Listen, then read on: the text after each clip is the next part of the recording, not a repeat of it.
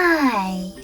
In front of me is Samsung Galaxy S23 Plus, and today I would like to show you how you can rename it. First of all, go into settings and scroll all the way down right away.